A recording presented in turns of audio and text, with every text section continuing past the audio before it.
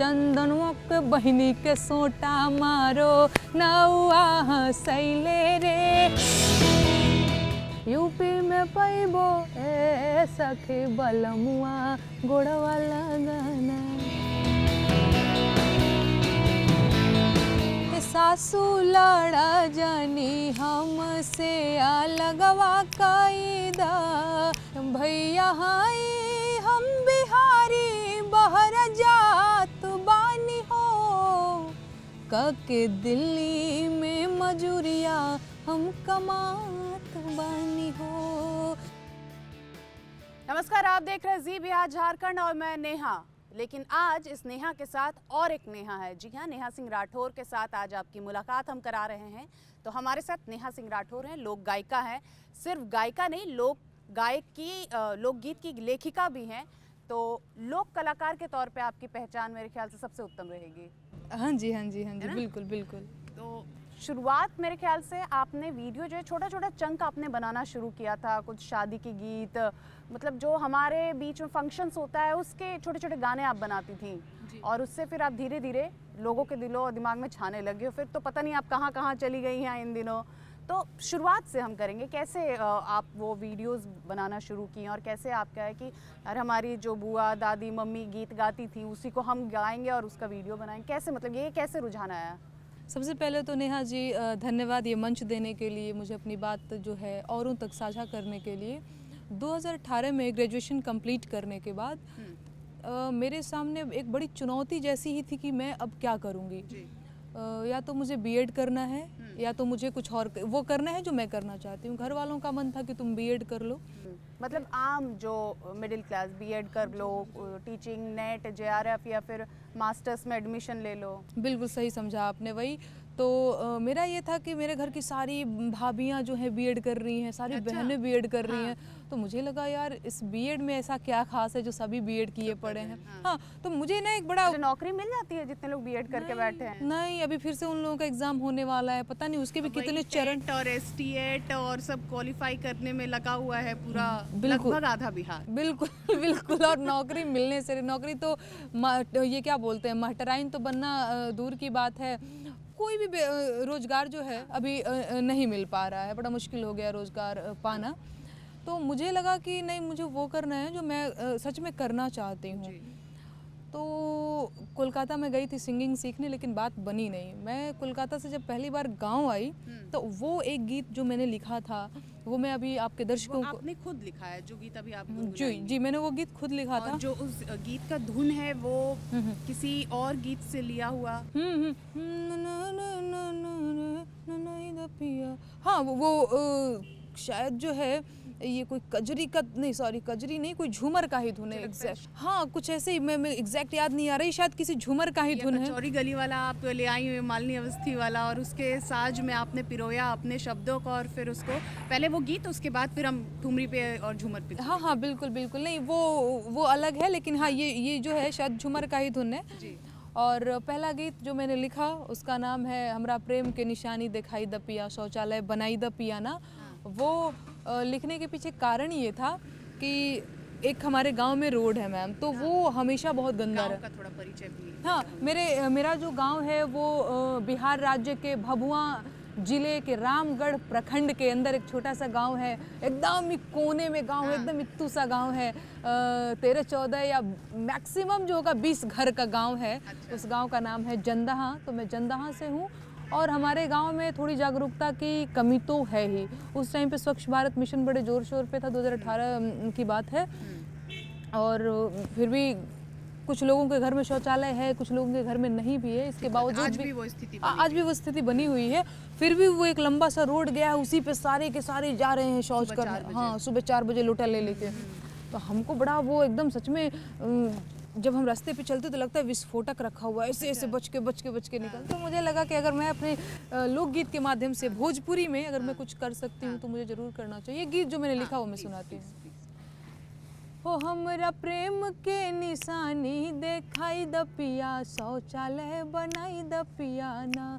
हे बनाई द पियाना, हो बनाई द पियाना, मोरई जतिया से मंगिया सजाई द पिया, शौचालय बनाई द पियाना, छोटकी भौजी बाड़ी कनिया ननदी भैली रे सयनिया, बेटी बहिन के लजिया बचाई द पिया, शौचालय बनाई द पियाना, मोरे जतिया से मंगिया सजाई द पिया, शौचालय बनाई द पियाना। बहुत सुंदर, बहुत सुंदर। मुझे लगता है कि अब हो सकता है चाहे राज्य सरकार चाहे केंद्र सरकार की मदद से कुछ हद तक शौचालय की व्यवस्था पहुंची है, लेकिन आज भी कमोबेश कई जगह पे स्थिति वो है कि महिलाएं सुबह अंधेरे में जाएंगी कि कोई ना देखे, और पुरुष जो है ठीक उसके 1 घंटे बाद निकलेंगे कि अब सब देख ले।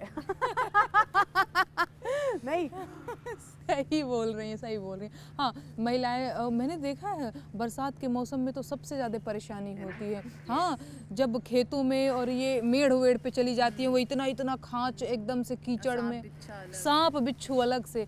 कई बार आपको पता है तो हम लोग दोनों जो है ग्रामीण परिवेश से, इसलिए हम लोग का कॉमन टॉक हो जाएगा। बिल्कुल बिल्कुल, ये आप भी जमुई से हैं तो बिल्कुल आपने भी वो कहीं ना कहीं जीवन देखा ही है। मैंने तो जिया भी है, देखा भी है, जिया भी है।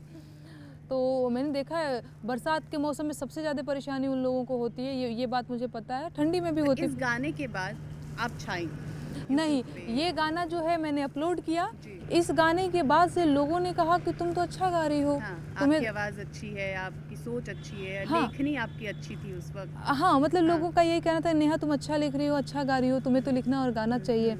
तो मैंने कहा ठीक है, अगर आपको लगता है तो मैं और भी मुद्दों पे लिखती हूँ। मतलब लोगों को ये समझ में आया था कि सामाजिक मुद्दे का गीत लिखी है तो कोई और बेरोजगारी है। किसने आपको सबसे पहले किसने प्रमोट किया? मतलब मुझे लगता है आप 2018 की जब आप बात कर रही हैं और आप अपना बैचलर ख़त्म की हैं, तो ऐसा कुछ होगा नहीं कि यूट्यूब पे मैं सिंगर बन जाऊंगी, फेसबुक पे मैं वीडियो डाल दूंगी तो रातों रात मेरे लाख फॉलोअर हो जाएंगे। ऐसा तो कुछ होगा नहीं, जादुई आंकड़ा आपके पास होगा नहीं, ये सिर्फ सरकार बनाने वालों के पास होता है। हाँ बिल्कुल, एकदम सही कह रही हैं। कुछ भी नहीं था, मेरे को ये भी नहीं पता था कि लोग सच में मुझे इतना पसंद करेंगे। 2018 के बाद से ये सारी चीज़ें शुरू हुई थी, पर ये जो गीत है मैंने 2019 के बीच में लिखा था और किसी ने कुछ नहीं कहा था, किसी ने कोई प्रमोट या किसी से प्रेरणा जैसी कोई बात ही नहीं थी। मेरे पास तो फ़ोन भी नहीं था। बहुत मुश्किल से मैंने चीज़ें शुरू की, पता नहीं कहीं ना कहीं इसे कह सकते हैं कि भगवान का आशीर्वाद। जब आप जो आपने ये पहले गीत जो आप डाली अपलोड कर दी, उसके बाद उम्मीद था कि लोग इतना प्यार करेंगे, लेकिन खैर वो तो धीरे धीरे, वो तो आप कर्म करते जाइए तो फल आपको मिलता है निश्चित तौर पे। लेकिन कोई तो होगा ना जिसने आपको कहा कि इस और आगे बढ़ो, मेहनत करो, क्योंकि मुझे लगता है अभी भी सोशल मीडिया यूज़ करने पे माँ बाप बहुत खुश नहीं होते होंगे कि फेसबुक पे डाल दिए, दुनिया देख लेगा, ज़माना देख लेगा, वहाँ तो आपको डांट पड़ी होगी। लेकिन कोई फ्रेंड, कोई तो मोटिवेट किया, कोई टीचर हो सकता है, कौन वो इंसान जो आपकी ज़िंदगी में अहम भूमिका निभाए? पर्टिकुलर कोई इंसान नहीं था। मेरे दोस्त भी मेरे टांग खिंचाई ही करते थे कि तुम भोजपुरी गाती हो, तुमको तो हिंदी आती है बोलना, इसके बावजूद भी तुम भोजपुरी के लिए काम कर रही हो। अच्छा। हाँ जी, टीचर भी कोई नहीं। ये बड़ा अजीब है ना कि मेरा कोई ऐसा रहा नहीं है गुरु जो बोले कि तुम ये शुरू करो। कहीं ना कहीं मेरी जो ऑडियंस है, जो मेरे फेसबुक के दोस्त थे, उस टाइम उन्होंने ही बोला। मुझे लगता है आपको लाइक और हिट व्यूज़ ने आपको अंदर से प्रमोट किया कि अब लोग पसंद कर रहे हैं, मैं और गाऊंगी। एग्जैक्टली। और लोगों ने कहा भी, कमेंट में पढ़ती थी तो लोग कहते थे कि तुम तो अच्छा लिख रही हो, तुम तो अच्छा गा रही हो, तुम लिखो, तुम गाओ। तो वहाँ से प्रेरणा मिली है, ये बात कह सकते हैं। कोई दोस्त या कोई दोस्त या परिवार या टीचर जैसे कोई नहीं था। कभी अपने ऑडियंस के लिए कुछ लिखा, अपने दर्शकों के लिए? मैंने अभी तक आपको कोई गाना सुनी नहीं, इसलिए मैं ये सवाल एकदम सेव करके रखी थी। मेरी जो ऑडियंस है ना मैम, वो गांव देहात के लोग हैं। हाँ। गांव देहात के लोग बेरोजगार लोग हैं, कई सारी सुविधाओं से वंचित लोग हैं, महंगाई से परेशान लोग हैं। मैंने अपनी ऑडियंस के लिए ही ये सारे गीत लिखे। सारा गीत आपने डेडिकेट कर दिया, वो तो मैं मानती हूँ, लेकिन जो भाव प्रेम वाला है ना ऑडियंस का, वो अभी तक आपने नहीं डेडिकेट किया। नहीं, मैं जब बेरोजगारी के गीत लिखती हूँ और लोग कहते हैं कि ये तो मेरी ही बात तुम गा रही हो, तो मुझे लगता है कि ये मैं डेडिकेट, हाँ रिलेट कर लिया, यानी कि मैंने डेडिकेट कर दिया आपको। हाँ जी। तो यहाँ से आपकी गाड़ी, मतलब वो हिट और लाइक वाले सिलसिले से आपकी गाड़ी आगे बढ़ती है। फिर एक गीत तो चलिए आपने लिखा, क्योंकि उस वक्त आप बीएड वाले कश्मकश में होंगी, मैं करूँ मैं ना करूँ, उस वक्त क्या होता है कि जब बैचलर ख़त्म हो जाए तो कई लोग आपको अचानक से आपके गुरु बन जाते हैं। इस सब्जेक्ट में मास्टर कर लो, बीएड कर लो, यहाँ कोचिंग कर लो, यूपीएससी आईएएस सब बहुत तरह के आपके पास भी ज्ञान आया होगा। तो फिर आपकी इच्छा नहीं हुई कि हाँ मैं भी किसी रास्ते पे पकड़ के चुपचाप से निकल जाऊँ? मेरे पास बहुत ऑप्शन नहीं था। जैसे पढ़ाई लिखाई के लिए बाहर जाने का बहुत ऑप्शन नहीं था मेरे लिए। हाँ ऑप्शन, हाँ पारिवारिक दबाव था, दिक्कत जैसा तो कुछ भी नहीं था। वो एक था दिक्कत जैसा क्या था यार, मेरा भैया दिल्ली में आकर के पढ़ाई करता था। मैं हमेशा मम्मी से इस बात के लिए लड़ाई कर लेती थी कि मैं कह देती थी, मम्मी कभी कभी रो देती थी, परेशान हो जाती थी। मैं ये कह देती थी कि तुम मुझे नहीं प्यार करती हो, तुम भैया को। जब वो चीज़ आपने फेस किया कि बड़े भाई हैं तो उनको भेज दिया गया, हम थोड़ा सा इनसिक्योरिटी माँ बाप को रहा कि बेटी है बाहर ना जाए। हाँ मतलब मेरा ये था कि लड़की हूँ तो क्या मैं बाहर नहीं जा सकती हूँ क्या, ऐसा था। और मम्मी लोगों का भी था कि लड़की हो, कहीं कुछ बाहर में हो गया, ये सारी चीज़ें। तो मुझे इन सारी चीज़ों का बड़ा गुस्सा रहता था। तो मेरे पास खैर ऑप्शन नहीं था बाहर जाने का और बहुत सारे स्कोप नहीं था, है ना। हाँ ये एकदम सही बात है। मैं जबकि पढ़ाई में अच्छा बच्चा थी, लेकिन बाद में लगा कि यार बहुत बात बन नहीं पा रही है। अच्छा, सारी क्रांति घर के अंदर बैठ के नहीं आप कर सकते हैं। यूपीएससी क्लियर करना है तो आपको, मुझे लगता है कि मुखर्जी नगर या जो है इलाहाबाद या पटना निकलना पड़ेगा तैयारी के लिए। एक गुरु होना चाहिए जो आपको बताए, सही गाइडेंस मिलनी चाहिए कि हाँ बच्चा ये पढ़ो ये पढ़ो ये पढ़ो, है ना। तो इतना आसान आज के ज़माने में यूपीएससी, तो मैं बहुत बड़ी चीज़ बोली, कोई भी कंपटीशन एग्ज़ाम जो है, जीडी ही ले लीजिए, इसके लिए बच्चे एकदम से 12th के बाद ही लग जाते हैं कि नहीं। और आप तो अभी खुद मुखर्जी नगर में रह रही हैं, आप तो देख रही होंगी बच्चों को। बाबा मैं तो 24 घंटा कम पड़ता है लोगों के पढ़ने के लिए। 24 घंटा कम पड़ता है। कई तो बच्चे ऐसे घरों से आते हैं कि जो पढ़ाई जो है छोड़ चुके हैं, अब वो ठेला लगा रहे हैं। आपको पता है एक मैं बड़ा ही अजीब सा घटना मैं आपको बता रही हूँ। अब वो क्योंकि मुझे पहचान रहे थे जो ठेला लगाते हैं भैया, वो पीसेस की तैयारी कर रहे थे। अभी वो पाइनएप्पल छील के बेच रहे हैं। हाँ, आपको कितना अजीब लग रहा है, मुझे भी बड़ा अजीब लगा। उनको लगा कि मैं उनको शायद यही लगा कि मैं कोई बहुत बड़ी हूँ, बहुत बड़ा आदमी हूँ, मैं उनकी प्रॉब्लम ज़रूर सॉल्व कर दूँगी। तो उन्होंने कहा नेहा जी, उनको लगा कि मैं उनकी आर्थिक मदद कर दूँगी, ये सारी चीज़ें भी उनको लग रहा था। तो उन्होंने कहा कि नेहा जी मैं यहाँ पे तैयारी करने आया था और घर का आर्थिक स्थिति बहुत ख़राब है, इसलिए ठेला लगाता हूँ, कैसे कैसे करके करता हूँ। तो बड़ा उन्होंने मेरे से बात भी किया और उन्होंने कहा कि मैं अपने सोशल मीडिया पे भी अपलोड करूँ, लोगों को बताऊँ कि उनको कितनी परेशानी है, ये सारी चीज़ें। तो लोग मुझसे कनेक्ट करते हैं, लोग मुझसे कहते हैं, उनको लगता है कि ये एक लड़की है जो हमारी आवाज़ उठा सकती। तो मैं तो खैर रोज़ देखती हूँ बच्चे काफ़ी मेहनत करते हैं, फिर भी बेरोज़गारी का ये हाल है। वैकेंसी तो बिहार सरकार, चूँकि आप बिहार से इसलिए सवाल मिलता है, बिहार सरकार तो नियुक्ति पत्र बांट रही है। केंद्र सरकार अभी 70,000 रोज़गार, अभी तो उन्होंने बनाया था रोज़गार, 70,000 युवाओं को रोज़गार दिए हैं हर जिला में। ये 10 लाख रोज़गार का योजना जो इनका है, हर साल 10 लाख रोज़गार ये देंगे। अब तो रोज़गार तो हमको लगता है धीरे धीरे सृजित कर रही है सरकार। हाँ, बिल्कुल कर रही है, किताबों में, कागजों में। आप नहीं सुधरेंगे। नहीं मैं कैसे सुधर जाऊँ, आप बताइए। अगर इतना ही रोजगार मिल रहा है, आप कहाँ से हैं? मैं बिहार से। आप यहाँ क्या कर रही हैं? मैं कहाँ से हूँ? बिहार से। हम लोग दिल्ली में क्या कर रहे हैं? सही कहा, रोजगार है, योजनाएं हैं, सारे कागज में हैं, जमीन पे नहीं है। और पिछला 2-4 दिन हो रहा है, अभी बच्चे सड़क पे लाठी खाए हैं बिहार में। हाँ, लाठी खा रहे थे, पुलिस दौड़ा के लाठी मार रही है, दौड़ा के। ताज्जुब की चीज़ है ना कि हम बीच में जो गीत भी आपसे सुनेंगे, क्योंकि हम लोग चूँकि हमारा कॉमन है पूरा पर्सपेक्टिव, तो हमें बातें ज़्यादा हो जाएगी। तो जब पिछली सरकार थी बिहार में, तो आपने देखा होगा जब ये बीएसएससी के बच्चे निकले थे प्रोटेस्ट करने के लिए, तो ये सरकार ने कहा कि सरकार ने गलत किया इनके साथ, सरकार ने नाइंसाफ़ी किया। अब इस सरकार में जब ये बच्चे मांग कर रहे हैं, अरे समय के साथ होगा ना, अनुशासन नहीं तोड़ना है, अनुशासन तोड़िएगा तो आप टूटिएगा। यही तो सरकार है ना। इसे ही तो सरकार कहते हैं, सुनती कहाँ है ये किसी की। तो क्या करिएगा। एक चीज़ जो मुझे भी लगता है कि एक और चीज़, सरकारों को ना ईमानदार लोग पसंद है, बस वो अपनी राज में नहीं होने चाहिए। एक ये भी चीज़ मुझे लगता है। जैसे अगर मैं मेरी बात कहूँ तो कल तक मैं जब बेरोज़गारों की आवाज़ उठा रही थी तो लोग मुझे आरजेडी का एजेंट कहते थे और ये कहते थे कि हाँ तेजस्वी यादव इसको फंडिंग कर रहे हैं, पता नहीं क्या कुछ सारी क्या तेजस्वी यादव आपको कुछ मिले हैं कि नहीं आज तक? कभी नहीं, और कभी नहीं और ऑन कैमरा मैं कह रही हूँ कि मैं तेजस्वी यादव को नहीं जानती हूँ पर्सनली। अच्छा। कोई हमारी उनसे मुलाकात नहीं हुई है, कभी नहीं कोई मुलाकात हुई है। मैंने अब तक अपना काम सिर्फ और सिर्फ ईमानदारी से ही किया। ये नहीं कि हाँ भैया, अच्छा एक बात और, अगर तेजस्वी जी मुझे फंडिंग करते तो क्या ये बात बोल सकने की आज़ादी मुझे देते जो मैंने बिहार में काबा की लाइन में बोला कि 15 साल चच्चा रहले 15 साल पप्पा। है ना? 2 लाइन ये मैं सुना देती हूँ कि अरे 15 साल चच्चा रहले 15 साल पप्पा, 15 साल चच्चा रहले 15 साल पप्पा, तबो ना मिटल बेरोजगारी के ठप्पा काबा। और अभी तो ये दोनों जो चच्चा, अब आप कैसे इस रिश्ते को देखती हैं? खूबसूरत रिश्ते, चचा भतीजा जो दोनों साथ में है। अरे भैया, मैं तो बस आपको इतना कह सकती हूँ मैम कि ये लोग एक्चुअली में मिल करके, ये चचा और पप्पा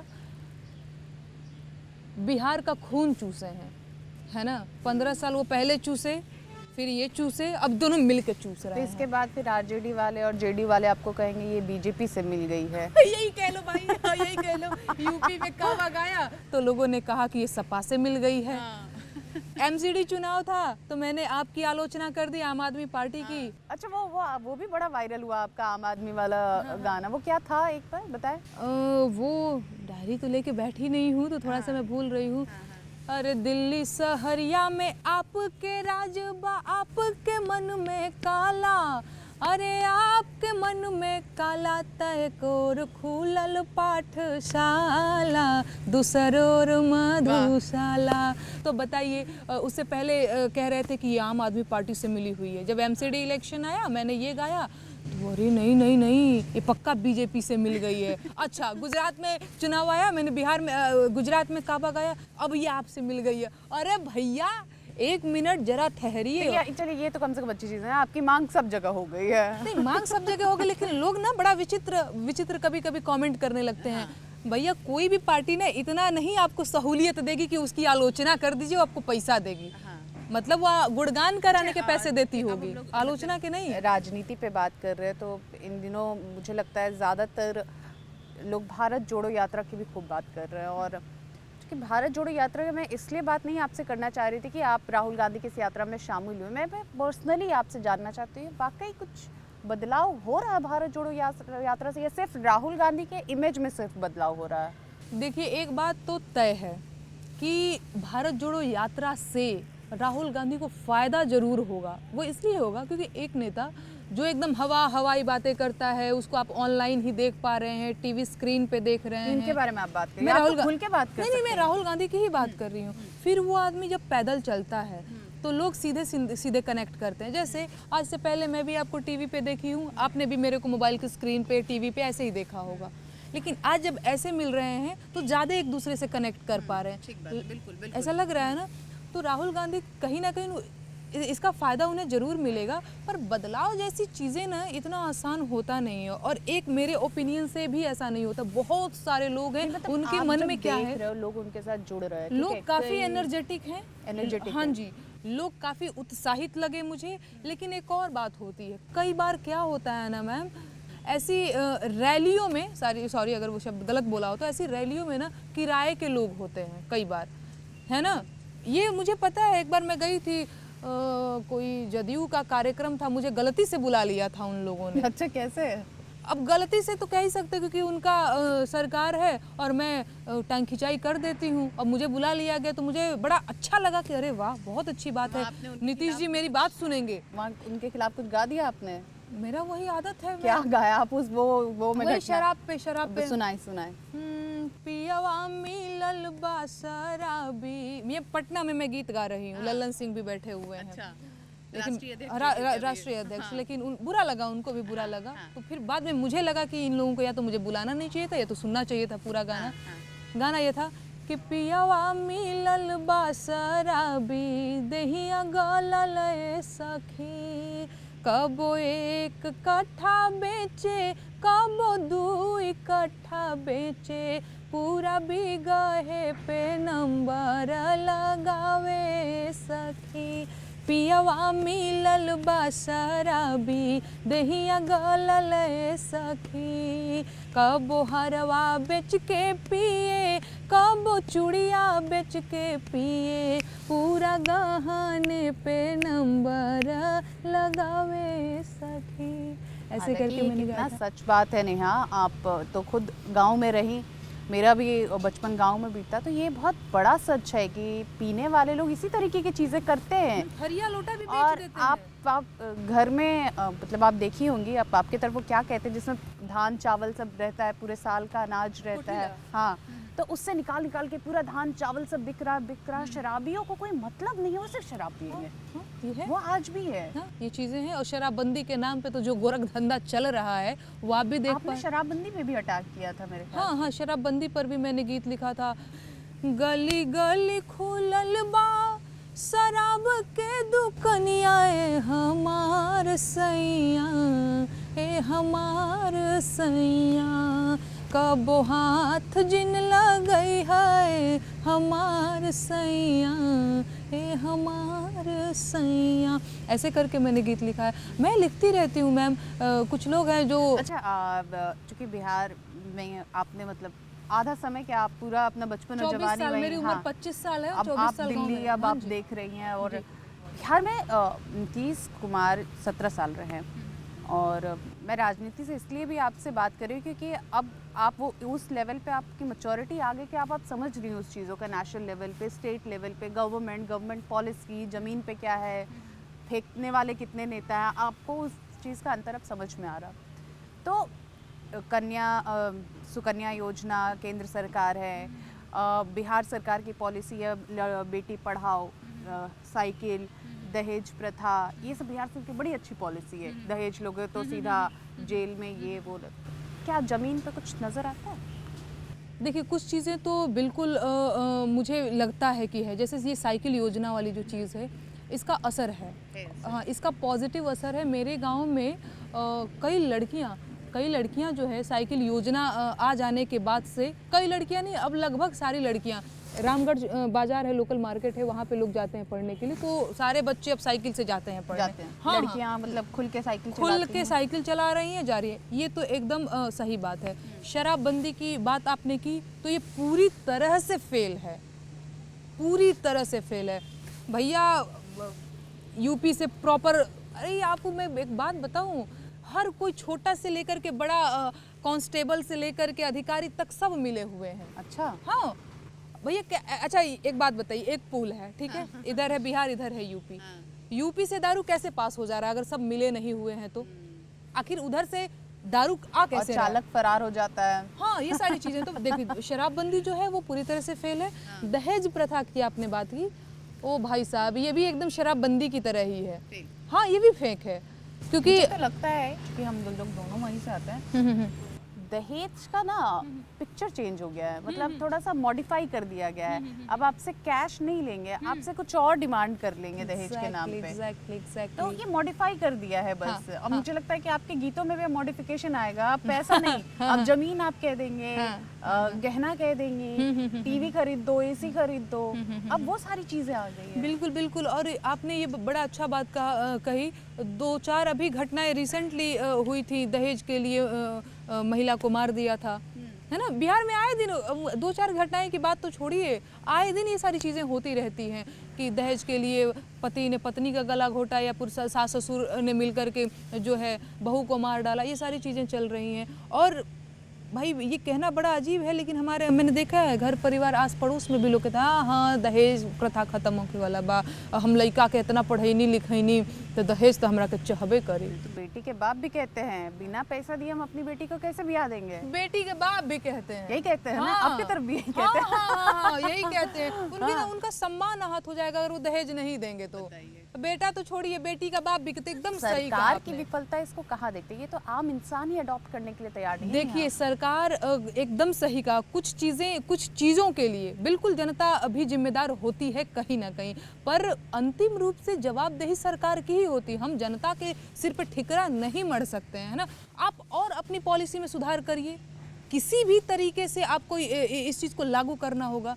हम लोग दहेज की बात कर लिया और शादी का मौसम भी चल रहा है, तो एक अच्छा सा शादी का गीत पहले आपसे सुनते हैं। हाँ, ठीक है। क्योंकि आपका भी 1 साल होने वाला है, मेरा भी है, तो ढेर सारी आपको भी बहुत बहुत शुभकामनाएं। तो चलिए एक शादी का अच्छा सा हाँ, गीत है। एक शादी का मैं गीत सुनाती हूँ। राम जी आए हुए हैं मिथिला ब्याह करने सीता मैया से, और सखियाँ जो है गीत गाती हैं। अरे आजू मिथिला नगरिया निहाल सखिया, आजू मिथिला नगरिया निहाल सखिया, चारों दूल्हा में बड़का कमाल सखिया, चारों दूल्हा में बड़का कमाल सखिया। माथे मणि मौरिया कुंडल सोहे कनवा, कार्य कार्य कजरा रे जुलमी नयनवा, आहे लाल लाल चंदन चमके भाल सखिया, चारों दूल्हा में बड़का कमाल सखिया। चंदनवा के बहिनी के सोटा मारो नौआ हंसैले रे, यूपी में पैबो ए सखी बलमुआ गोड़वा लगाना। सासू लड़ा जानी हमसे अलगवा कैदा, भैया हाई हम बिहारी बहर जात बानी हो, कके दिल्ली में मजूरिया हम कमात बानी हो।